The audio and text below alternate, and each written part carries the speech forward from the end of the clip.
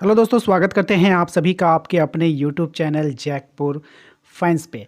ये हमारा second channel है। जैसा कि आप लोग जानते हैं, हमारा जो मेन चैनल है वो जैकपुर है। यदि आप लोगों ने उस पर अभी तक सब्सक्राइब नहीं किया है तो लिंक आपको डिस्क्रिप्शन में मिल जाएगा। वहाँ जाकर आप हमारे मेन चैनल से जुड़ सकते हैं, जहाँ से आप जो है अपने सभी वीडियो को देख पाएंगे।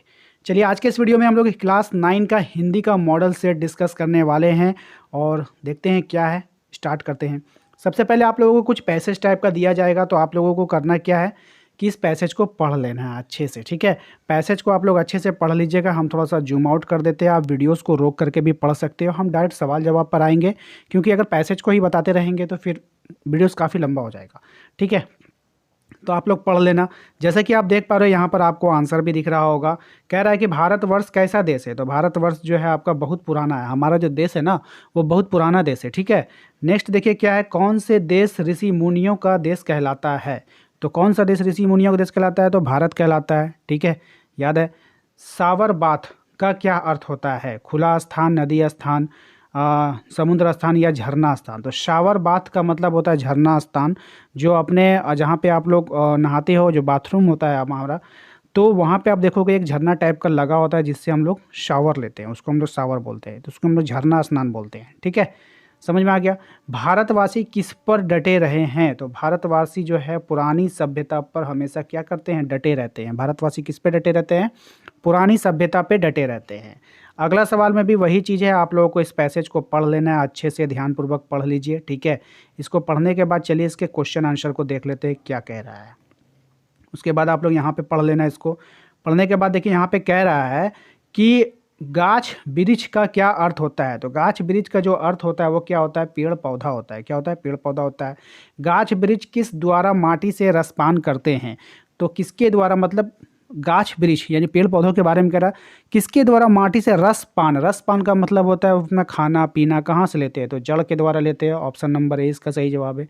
पेड़ कब मर जाता है, तो पेड़ कब मर जाता है, पानी ना मिलने पर पेड़ क्या होता है, मर जाता है। ठीक है, पेड़ के शरीर में रस का संचार किससे होता है, तो किससे होता है, माटी से होता है। किससे होता है, माटी से होता है। ठीक है, अगला सवाल देखिए क्या है। फिर आप लोगों को दिया गया एक पत्र टाइप का दे दिया गया है। नीचे दिए गए पत्र लेखन में रिक्त स्थान को सही विकल्प चुनकर आपको भरना है। नमस्कार, तुम्हारा डैश मिला। क्या मिलेगा भाई बताओ, तुम्हारा पत्र मिला। क्या मिला, पत्र मिला। यहाँ से ऑप्शन नंबर पत्र। तुम वाद विवाद डैश में प्रथम आए हो। तो वाद विवाद क्या होता है, प्रतियोगिता होता है ना। तो देखिए यहाँ पर ऑप्शन नंबर 2 में प्रतियोगिता है, तो उसी प्रकार से आप लोग वहाँ भर लीजिएगा। मैं डैश नहीं सकता, मैं क्या, मैं डैश नहीं सकता ना। देखो क्या है, मैं डैश नहीं सकता, मैं कह नहीं सकता, मैं कह नहीं सकता ना। मैं कह नहीं सकता कि मैं कितना खुश हूँ। ठीक है, इस तरह मन लगाकर पढ़ाई के साथ विद्यालय के अन्य डैश में भाग लेते रहो। अन्य क्या चीज़ में भाग लेते रहो, ठीक है, अन्य क्रियाकलाप, जो भी विद्यालय में क्रियाकलाप होते हैं उसको तुम भाग लेते रहा करो। ठीक है, इसके बाद है लास्ट वाला, देखिए क्वेश्चन नंबर 13 में क्या कह रहा है, इससे तुम्हें डैश फायदा होगा। इससे तुम्हें क्या फायदा होगा, क्या होगा, इससे तुम्हें बहुत फ़ायदा होगा। क्या होगा, बहुत फ़ायदा। कम तो होगा नहीं, थोड़ा नहीं, ये सब नहीं, बहुत फ़ायदा होगा। ठीक है, इस तरह से आप लोगों को भी लेटर मिलेगा, आप लोग उसको फिलअप कर लेना।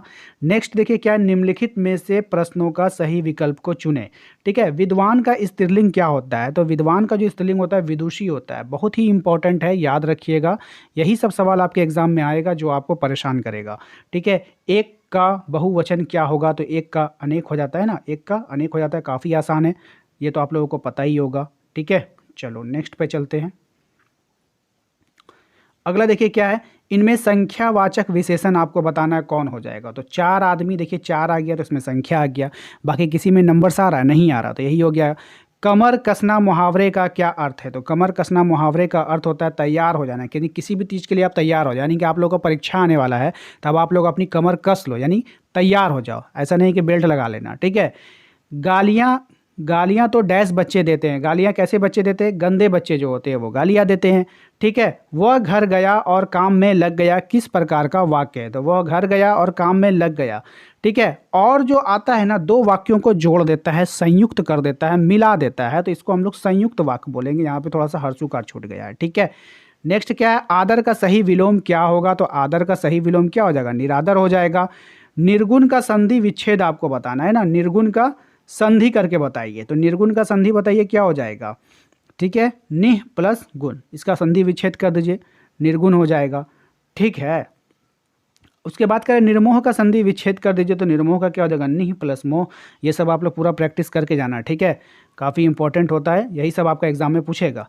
नेक्स्ट है महात्मा में समास बताइए, तो महात्मा में कौन सा समास है, कर्मधारय समास है। ठीक है भाई, नेक्स्ट देखो क्या है, इनमें से किस शब्द में कर्मधारय समास नहीं है, तो भारतवासी में जो है कर्मधारय समास नहीं है। किस समास में दोनों पद मिलकर एक नया अर्थ प्रकट करते हैं, तो कौन सा समास, तो बहुब्रीहि समास में। ठीक है, नेक्स्ट क्या है, नरसिंह में प्रयुक्त समास क्या है, तो नरसिंह में प्रयुक्त समास है कर्मधारय समास है। ठीक है, एक बार समास को हम फिर से डिटेल में आप लोगों को पढ़ा देंगे एग्जाम से पहले, ताकि आप लोगों का परीक्षा में कोई भी गलती ना हो। फिलहाल हम लोग मॉडल सेट डिस्कस कर रहे हैं, तो पहले मॉडल सेट पे ध्यान दे दीजिए। दो बैलों की कथा में दोनों बैलों के नाम क्या थे, तो हीरा और मोती। कौन था, हीरा और मोती, याद है सभी को। लहासा की और पाठ का लेखक का नाम बताना है, तो राहुल सांकेत ज्ञान। ठीक है, नेक्स्ट है मेरे बचपन के दिन किस प्रकार का पाठ है, तो किस प्रकार का पाठ है बताइए, संस्मरण है। ठीक है, नेक्स्ट है विलासिता की सामग्रियों के बाजार भरा पड़ा है, यह पंक्ति किस पाठ का है बताना है, तो उपभोक्तावाद की संस्कृति का है। ठीक है, नेक्स्ट है इनमें से हास्य व्यंग्य के रचनाकार कौन है बताइए, तो हरिशंकर परसाई। देखिए हास्य, हास्य में भी ह है और इसमें भी हरिशंकर है। ठीक है, तो दोनों को कंबाइंड कर लीजिएगा, आपका आंसर समझ में आ जाएगा। ठीक है भाई, नेक्स्ट क्या है, कवि रसखान किनकी भक्ति में लीन रहते थे, तो कवि रसखान जो थे वो कृष्ण की भक्ति में कौन रहते थे, लीन रहते थे। क्या रहते थे, लीन रहते थे। ठीक है, चलिए नेक्स्ट सवाल पे चलते हैं, क्वेश्चन नंबर 33 पे आ जाते हैं।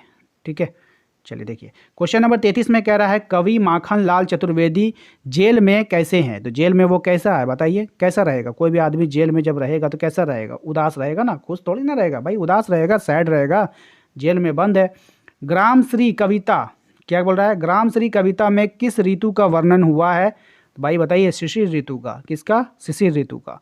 नेक्स्ट बताइए हरा ठिगना चना का वर्णन किस कविता में हुआ है, सही जवाब हो जाएगा चंद्र ग्रहण से लौटते बैर।